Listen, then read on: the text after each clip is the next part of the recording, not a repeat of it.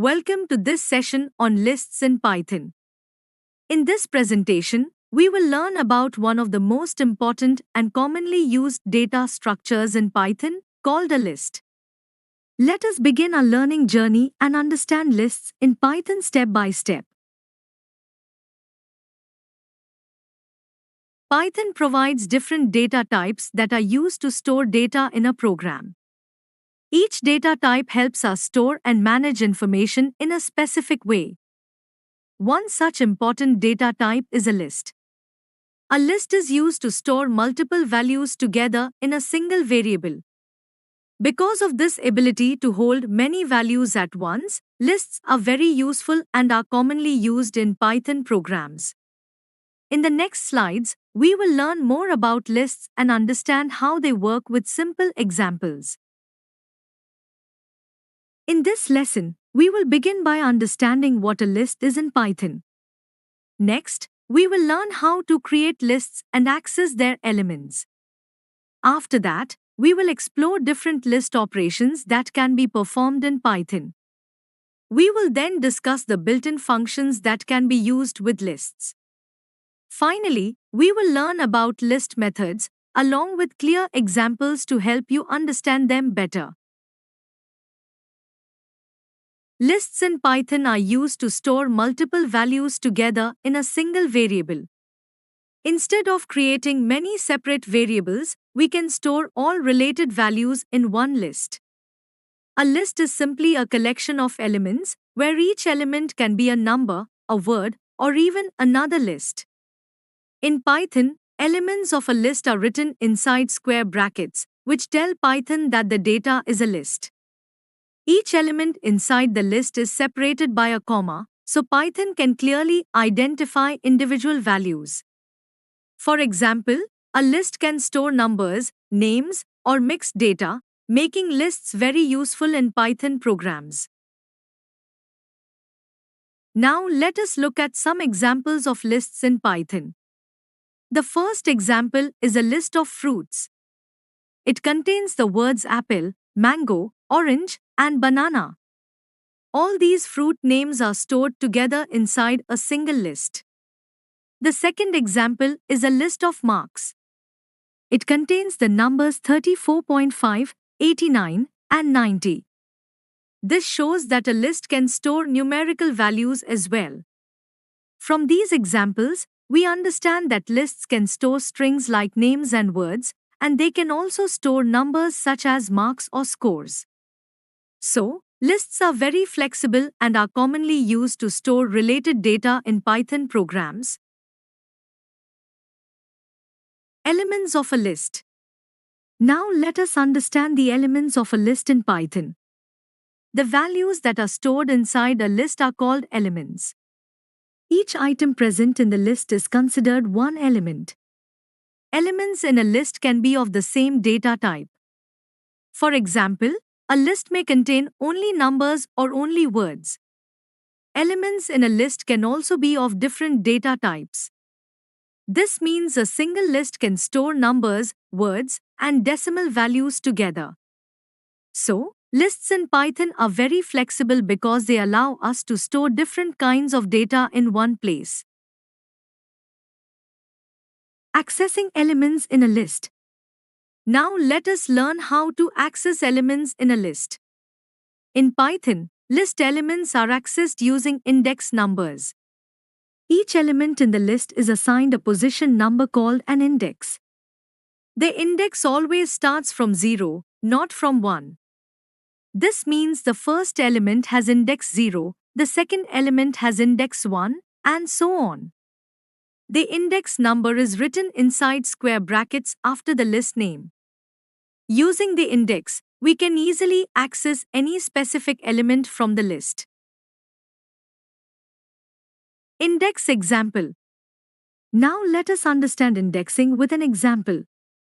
Consider an example list containing the elements rose, sunflower, tulip, marigold, and lily. In Python, the index of the first element is 0. So, the element rose is at index 0. The index of the last element is always length -1. This means if a list has 5 elements, the last element will have index 4. Using this indexing system, we can access any element in the list easily and accurately. Negative indexing. Python also supports negative indexing.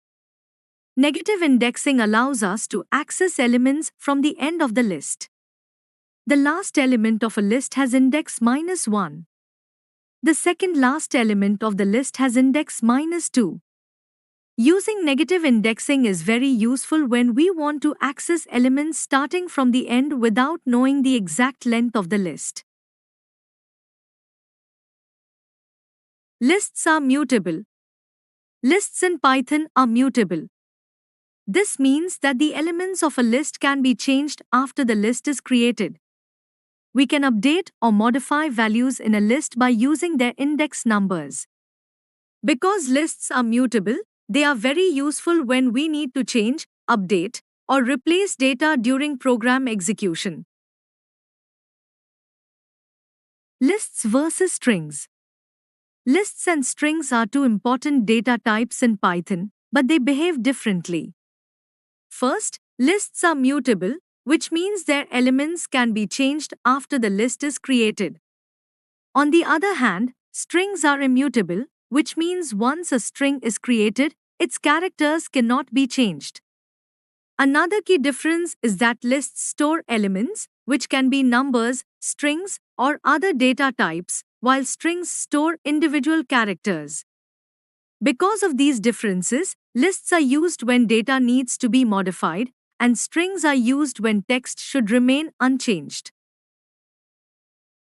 List operations. Python supports different operations that can be performed on lists. These operations help us in combining lists, repeating lists, checking whether an element exists, and extracting required elements from a list. Some of the most common list operations include concatenation, repetition, membership checking, and slicing. These operations make lists very powerful and useful when working with large amounts of data in Python programs. Concatenation of lists. Concatenation is used to join two lists into a single list. In Python, the plus operator is used to perform concatenation. Now let us understand this with an example. We create the first list named list1, which contains the elements 1 and 2. Next, we create the second list named list2, which contains the elements 3 and 4. After that, we add list1 and list2 using the plus operator and store the result in a variable called result. Finally, when we print the result, the output is a new list containing 1, 2, 3, and 4.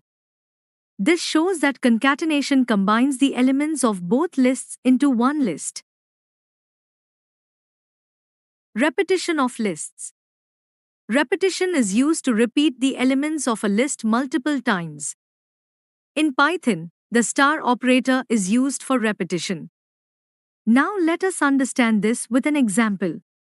We create a list named nums that contains the elements 1 and 2. Next, we use the star operator with the number 3. This means the list nums will be repeated 3 times. When we print the result, the output is a list containing 1, 2, 1, 2, 1, and 2. This shows that repetition duplicates the elements of the list the given number of times. Membership operation. The membership operation is used to check whether an element is present in a list or not. In Python, we use the keywords in and not in for this purpose.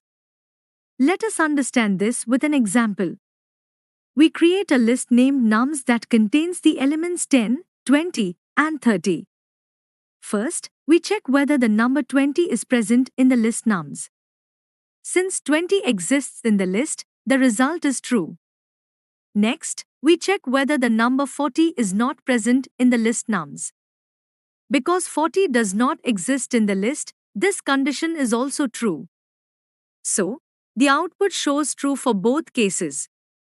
This confirms that the membership operation helps us check whether an element belongs to a list or not. Slicing of lists.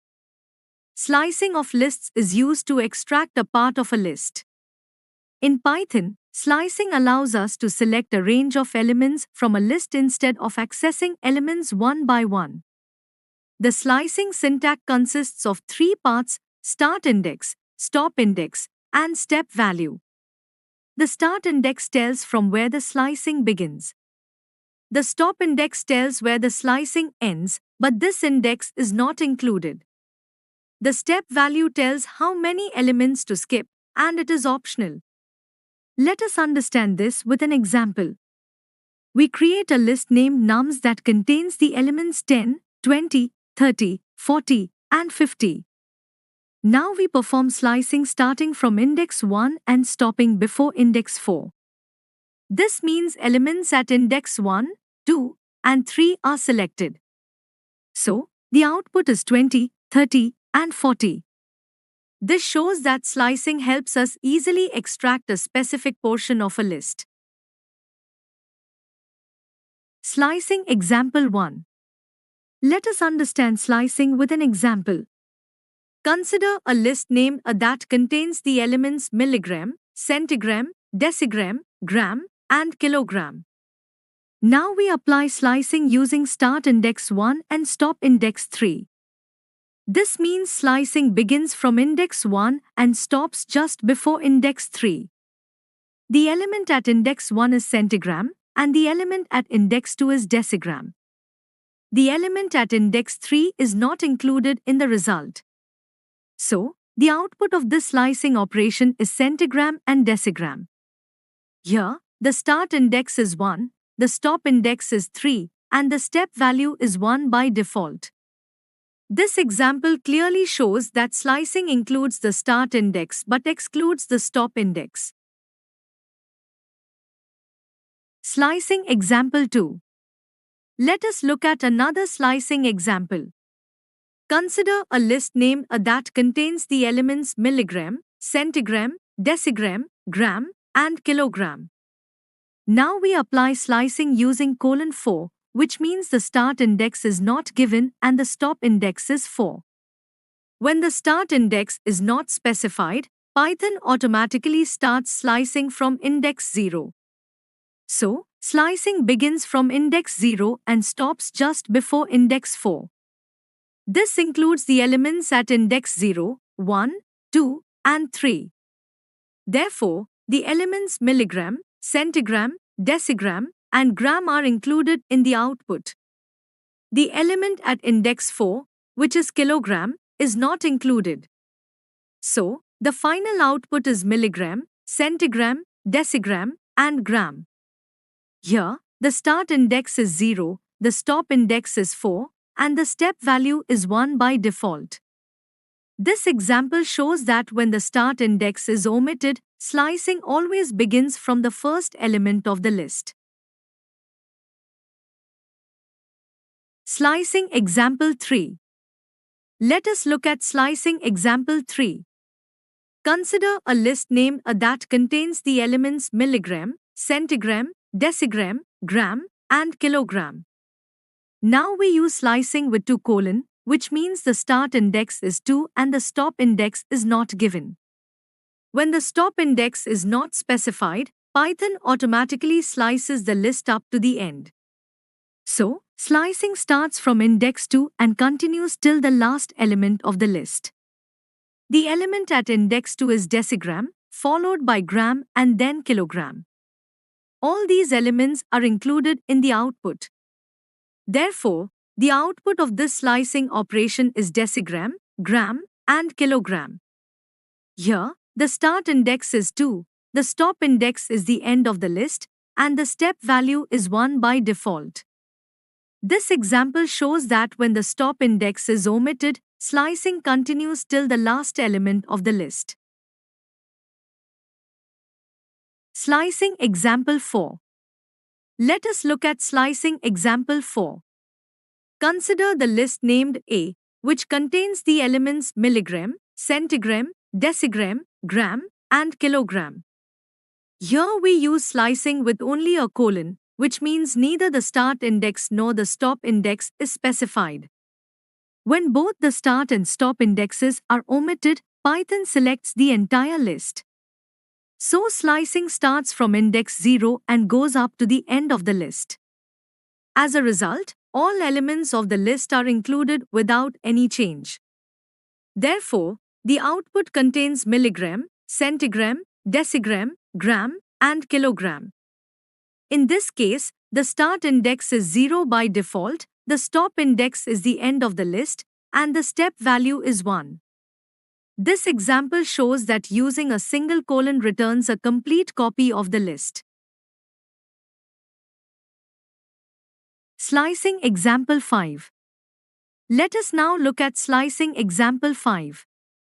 Consider the list named A, which contains the elements milligram, centigram, decigram, gram, and kilogram. In this example, slicing is done using start index 0, stop index 4, and step value 2.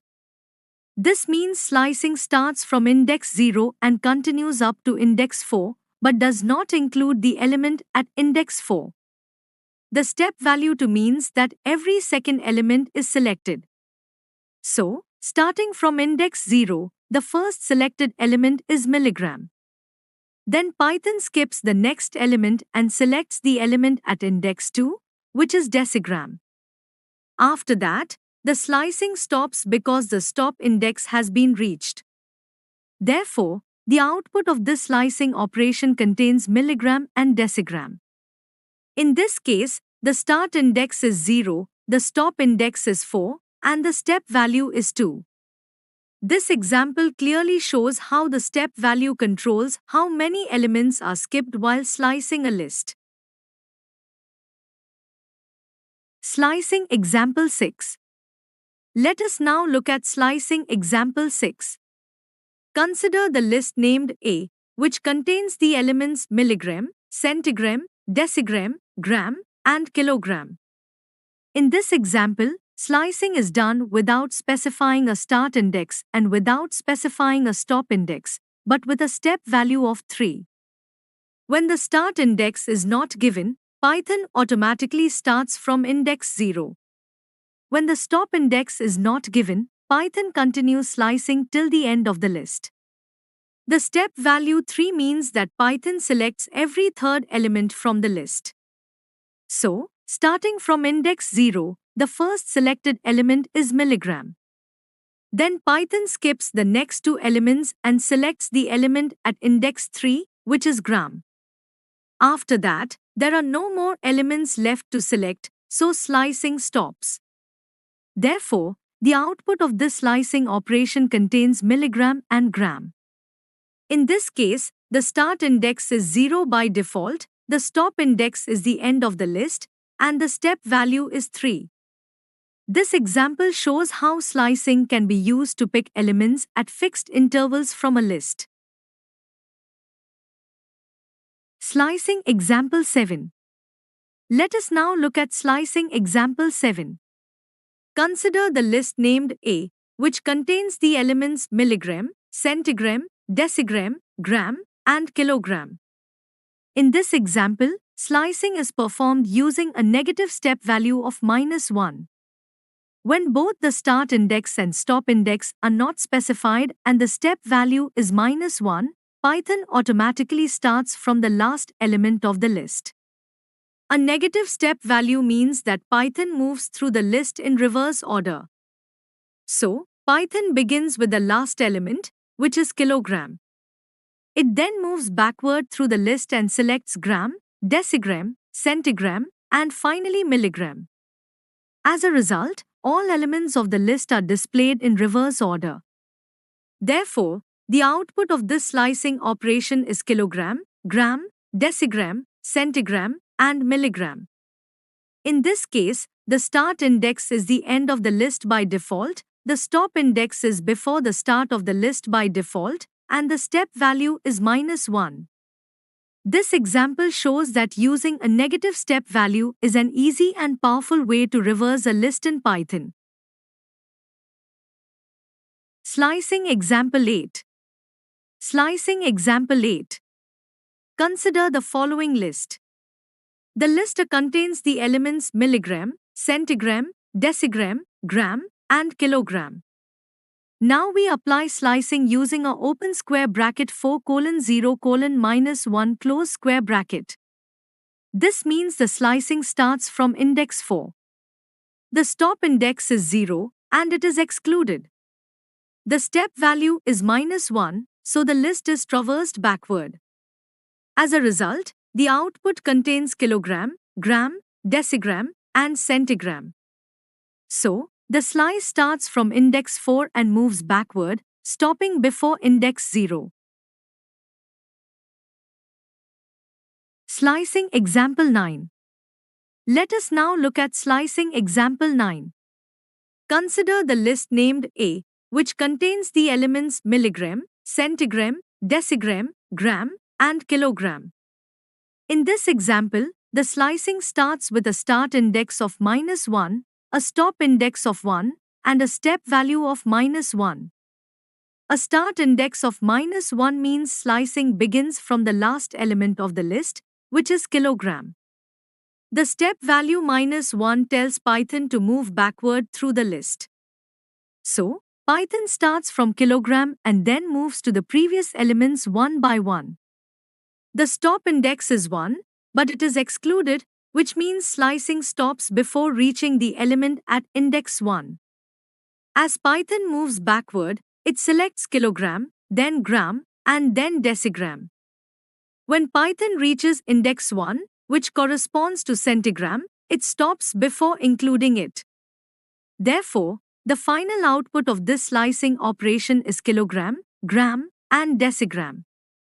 In this example, slicing starts from the last element and moves backward up to, but not including, index 1.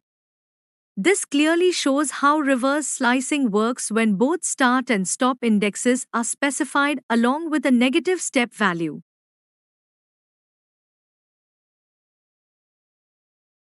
Incorrect slicing, negative stop index. Incorrect slicing with a negative stop index. Consider the following list. The list contains milligram, centigram, decigram, gram, and kilogram.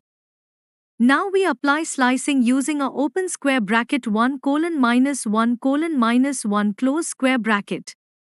Here, the start index is 1, which refers to centigram. The stop index is -1, which refers to kilogram, and this stop index is excluded. The step value is -1, so slicing moves backward. However, when the step value is negative, the start index must be greater than the stop index. In this case, the start index 1 is less than the stop index -1. Python cannot move backward from index 1 to index -1. Therefore, the result of this slicing operation is an empty list. Key points to remember. Let us now summarize the key points to remember about slicing. The stop index is always excluded. This means the element at the stop position is never included in the result. The default start index is 0. So, if the start index is not given, slicing begins from the first element. The default stop index is the end of the list. So, if the stop index is not mentioned, slicing continues till the last element. The step value controls the gap between elements. A step value of 1 selects every element, while a larger step skips elements. List slicing and string slicing work in exactly the same way. They follow the same rules and behavior. The syntax is the same, the rules are the same, and the indexing is also the same. The only difference is the type of result. List slicing returns a list, while string slicing returns a string. Built-in functions on lists. Python provides several built-in functions to work with lists. These built-in functions help us perform common operations on lists easily and efficiently without writing extra code. Some commonly used built-in functions on lists are length, maximum, minimum, and sum. We will discuss each function separately in upcoming slides. Length function. The length function is used to find the number of elements present in a list. In simple words, it tells us the size of the list. Whenever we want to know how many items a list contains, we use the length function. For example, consider a list with the elements 11, 22, 33, and 44. This list contains 4 elements. So, when we apply the length function to this list, the result is 4. Thus, the length function helps us easily count the total number of elements in a list. Maximum function. The maximum function is used to find the largest element in a list. It works with numeric lists, where all the elements are numbers. Whenever we want to know the biggest value present in a list, we use the maximum function. For example, consider a list containing the numbers 15, 8, 22, and 10. Among these values, 22 is the largest number. So, when we apply the maximum function to this list, the result is 22. Thus, the maximum function helps us easily identify the largest element in a list. Minimum function. The minimum function is used to find the smallest element in a list. It is very useful when we want to compare values and identify the lowest number. This function works with numeric lists, where all elements are numbers. For example, consider a list containing the numbers 15, 8, 22, and 10. Among these values, 8 is the smallest number. So, when we apply the minimum function to this list, the result is 8. Thus, the minimum function helps us easily find the smallest element in a list. Sum function. The sum function is used to find the total of all elements present in a list. It works only with numeric lists, where all values are numbers. This function adds each element of the list and gives a single total value. For example, consider a list containing the numbers 10, 20, and 30. When we add these numbers together, the total becomes 60. So, when we apply the sum function to this list, the result is 60. Thus, the sum function helps us quickly calculate the total of all elements in a list. List methods. List methods are used to modify lists in Python. They allow us to change the contents of a list after it has been created. Using list methods, we can add new elements, remove existing elements, and arrange elements in a specific order. Some commonly used list methods include append, extend, insert, remove, count, and sort. Each of these methods performs a specific task that helps in managing and organizing list data efficiently. Append method. The append method is used to add one element at the end of a list. It adds the new value after all the existing elements in the list. The syntax of the append method is list.append, followed by the element inside round brackets. Let us understand this with an example. First, we create a list named nums that contains the elements 1, 2, and 3. Next, we use the append method to add the number 4 to the list nums. When we print the list after using append, the output becomes 1, 2, 3, 4. This shows that the append method always adds a single element at the end of the list.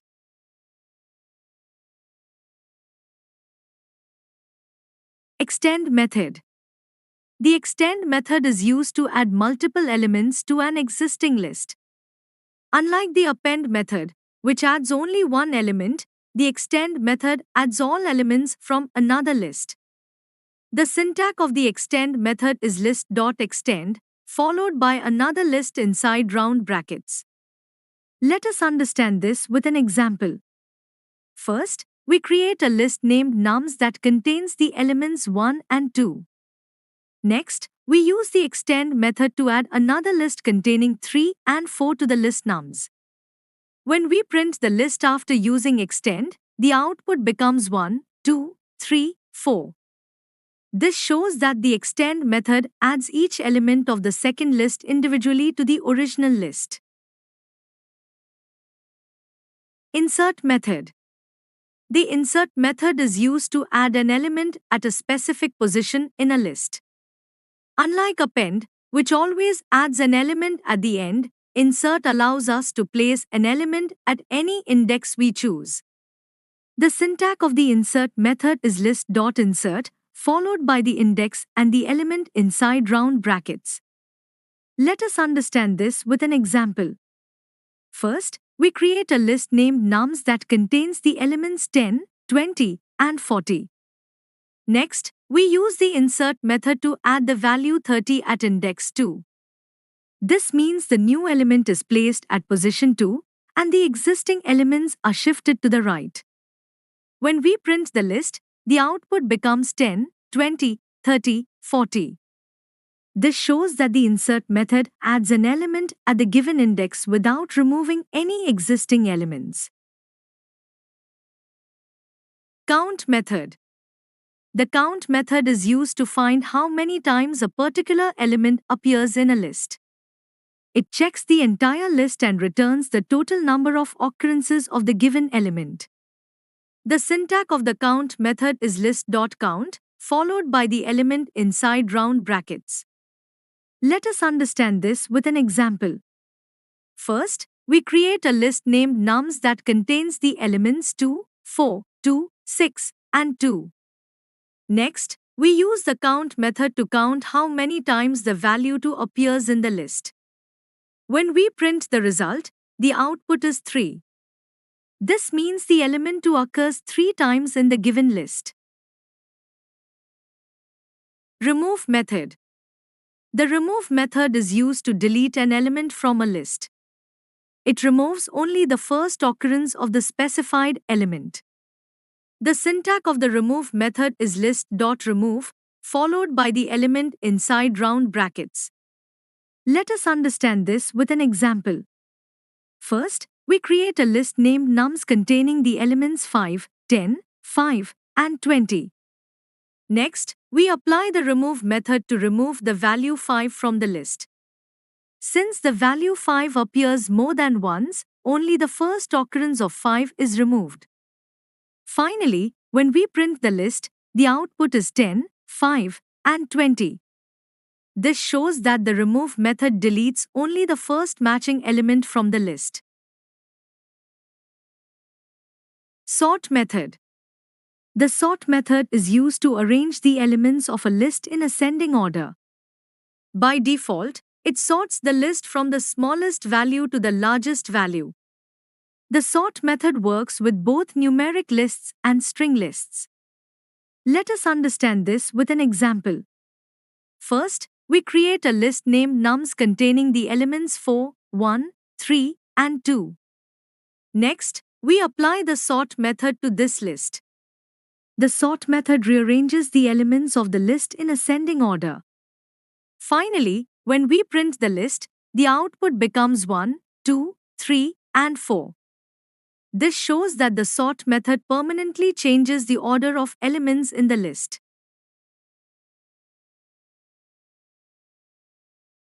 Key points to remember. Let us now summarize the key points to remember about lists in Python. Lists are mutable, which means their elements can be changed after creation. Indexing in lists always starts from 0. Lists support slicing, which allows us to extract parts of a list easily. They also support many built-in methods to add, remove, and modify elements. These features make lists one of the most useful and flexible data types in Python. End of chapter. This brings us to the end of the chapter on lists in Python. Lists are an important concept in Python programming and are widely used in almost every program. They help us store and process multiple values efficiently. By using lists, we can solve many real life problems in a simple and organized way. Thank you for watching this video. If you found this lesson helpful, please like the video and share it with your friends. Subscribe to the channel for more easy and detailed explanations.